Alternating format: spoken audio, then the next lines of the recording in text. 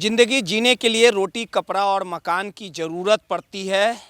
हर इंसान पाई पाई पूंजी को जमा करके अपने आशियाने को बनाता है, अपने सपने को बुनता है ताकि अपने परिवार के साथ उस आशियाने में खुशी खुशी हर एक सुख दर्द में साथ रहे। लेकिन जब किसी व्यक्ति के आशियाने को तोड़ा जाता है तो वो दर्द सिर्फ वही व्यक्ति समझ सकता है।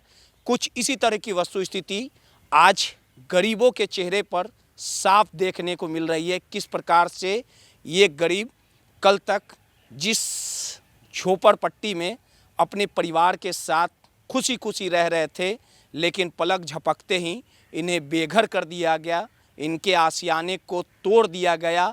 अब ये हालात हैं कि ठठरती ठंड में ये सड़क किनारे अपने छोटे छोटे बच्चे को लेके रहने को कहीं ना कहीं बेदम नज़र आ रहे हैं।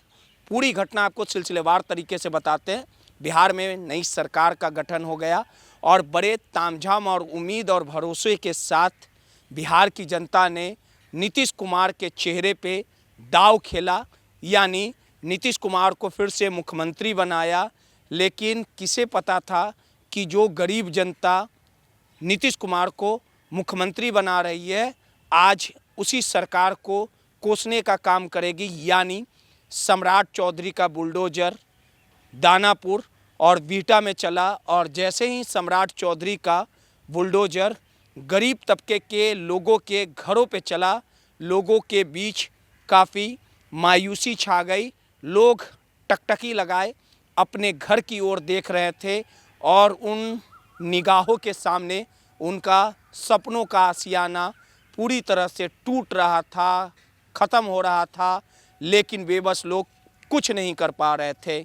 यानी दानापुर में पूरे दिन अतिक्रमण अभियान चलाया गया, जिसके बाद लोगों का गुस्सा फूट पड़ा और लोग जमकर सम्राट चौधरी के खिलाफ विरोध जताया। किस प्रकार से लोगों ने अपने दर्द और तकलीफ़ों को बयां किया, कैमरे के फ्रेम में जो आपको तस्वीरें दिख रही है, देखिए किस प्रकार से कुछ मिनटों में ही पूरे इलाके में से अतिक्रमण अभियान हटाया गया और लोगों के घर टूट गए। अब इस पूरे प्रकरण में, पूरे मामले में किस प्रकार से लोगों ने अपने दर्द को बताया, पहले एक एक कर हर एक आदमी के टूटे हुए, जिनके आशियाने टूटे, उनके दर्द और तकलीफ़ को उन्हीं की जुबानी आपको सुनवाते हैं। सिर्फ ये सरकार मात्र बीमारी दे रही है, इसका इलाज नहीं कर रही है। इलाज करे, बीमारी दे। हम लोग जब भूमिहीन थे, हम लोग हटाया जाए, हम हटने के लिए तैयार है, लेकिन हमको कहीं कोई रास्ता तो दे। क्या मांग करते हैं? मांग करते हैं कि जिस तरह से सरकार रखेगी उस तरह से रहेंगे। हम भूमिहीन हैं, हमको भूमि देने के काम करे सरकार, हमको रोजी रोटी देने के काम करे सरकार, नहीं तो फिर वही होगा, हम पब्लिक को जैसा छीन छोड़ होगा, छीनेंगे, मारेंगे। तो और कोई कला नहीं है? तो हर कला है, तो हर कला तो सरकारी जमीन पर ही करेंगे ना। तो मेरे पास जमीन नहीं है तो सरकारी जमीन पर न करेंगे।